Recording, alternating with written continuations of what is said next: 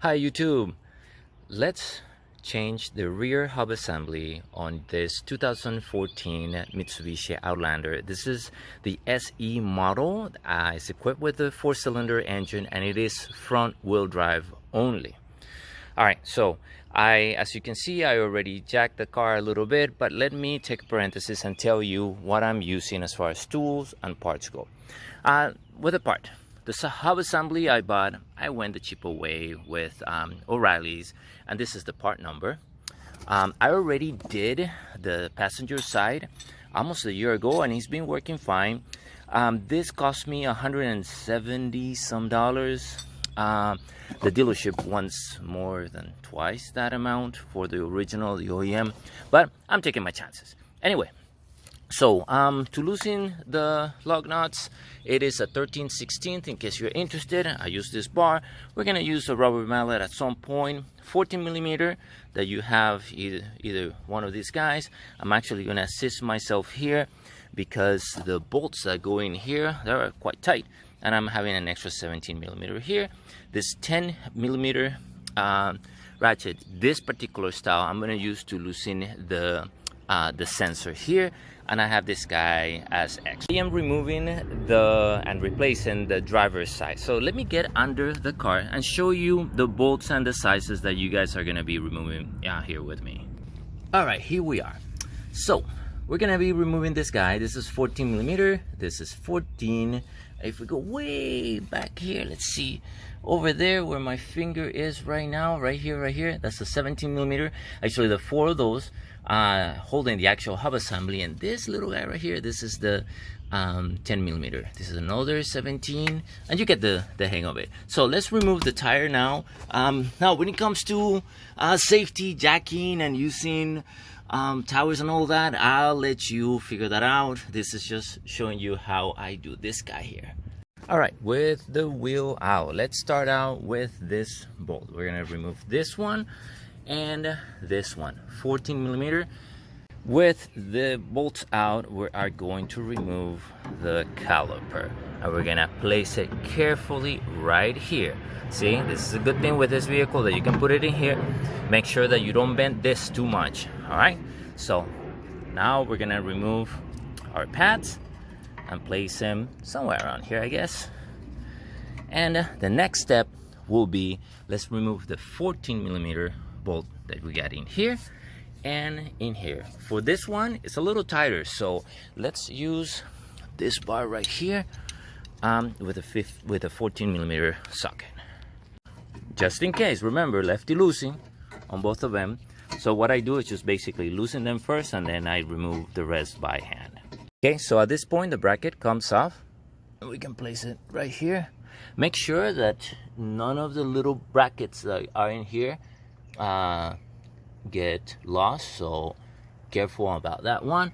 And now what we're gonna do next is remove the actual rotor. For that, we need the rubber mallet. I'm gonna just hit it in different areas, maybe by hand too, and see if it comes loose. If it doesn't, we're gonna have to use this little hole in here, and I have the bolts for it. Okay, the rubber mallet, I didn't want to hit it too hard. These rotors are new, so I'm gonna use this little technique. If you pay attention to the markings, you can go to Home Depot or Lowe's and get them, but in the description I'll leave you the exact measurements of this guy. So what we're gonna do is we're gonna tighten it, and you're gonna hear it popping, and that will loosen the connection in a safe way. All right, wow, it took almost no effort. All right, so now this guy is out. Let's put it somewhere safe so it doesn't get scratched.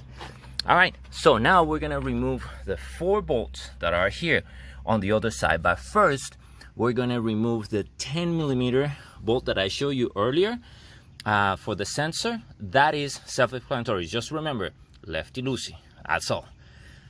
Okay, I'm gonna show you from this angle. I already disconnected the sensor. So what's gonna happen, you remove the 10 bolt right here. I put it back just for the sake of showing, and the sensor, you have to pull it out. It has some suction to it, and that would be it. So now I'm gonna work on removing my 4 17 millimeter bolts. They're a little tight in there, so use the bar to give you some extra help. Okay, let's give this guy a comparison. It looks identical. All right, so let's put it now back together. This shield is going to be sandwiched in between the hub assembly and of course on the rest of the assembly. So we're going to put it in here, remember, because right on the right side here, that's where the brake assembly goes. So now, one note, remember how you take it out.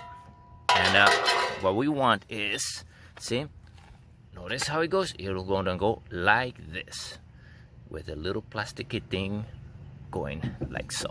All right, so let's put it together. 17 millimeters will go there. I don't know the torque specs, but it was a little tight, so I'm gonna give it a little yeah. All right, let me give you a side note. Let's tighten them in a cross pattern. So this guy, then the one on the bottom here, then this guy here, and then this guy here. All right, so the next one would be the 10 millimeter with this little sensor. Remember, this portion of it here goes inside. All right, we're back here. 17 millimeters, 4 of them. Tighten. If I give it a little attention here, this guy, you gotta be careful. Just tighten it until you feel that little resistance and leave it alone. All right, so let's go now and install the rotor. The rotor is just simple. Just put it in there, and that's it. Okay, I'll show you a little something I do to get this guy to stay in place. All right, so what I do, I put 3 lug nuts, and it will help me keep this rotor in place while I do the rest. So the next step is gonna be putting this bracket back in place, and there it can only go in one way. All right, I need both hands. All right, so now that we have the bracket, it's time to put the brake pads. All right, let me give you a note. So far, basically all the bolts go only in one place. The pads, just make sure that the one in the rear has a guide. Where's the guide at? Oh, shit. Let me see if, oh, right here, this little guy. Make sure that you put it there, otherwise you're gonna really hear it and feel it. Okay, the next is putting the caliper back in place. Let me use both hands so I do this delicately. Okay, now with this caliper in place, I just put the other 2 14 millimeter bolts. You're gonna have to wiggle it a little bit, maybe mainly to get this guide in place.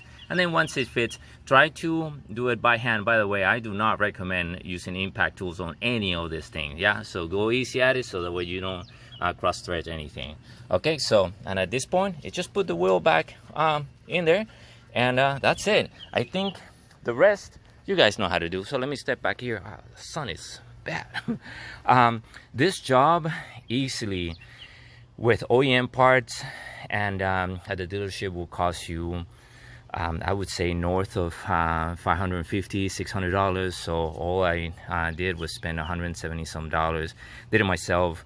Of course, many of you will say this could be dangerous if you don't do it right, and I take my chances. I'm just showing you how I do it, not how you will do it. If you don't feel comfortable doing this kind of stuff, pay somebody to do it. All right, well, YouTube, I'm just sharing because I learned tons from YouTube. So have a good one. Take care. Bye-bye.